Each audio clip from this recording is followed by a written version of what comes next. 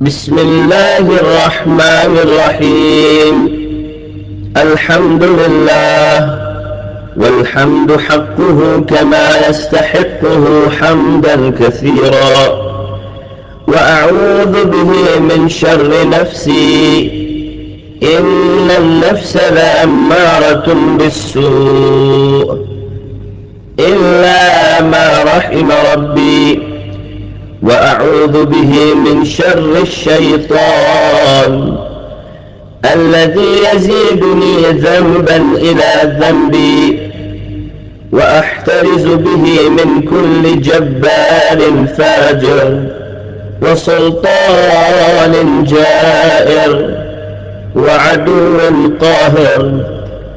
اللهم اجعلني من جندك، فإن جندك هم الغالبون، واجعلني من حزبك، فإن حزبك هم المفلحون، واجعلني من أوليائك، فإن أولياءك لا خوف عليهم ولا هم يحزنون. اللهم أصلح لي ديني، فإنه عصمة أمري، وأصلح لي آخرتي، فإنها دار مقري، وإليها من مجاورة لآم مفري، واجعل الحياة زيادة لي في كل خير، والوفاة راحة لي من كل شر.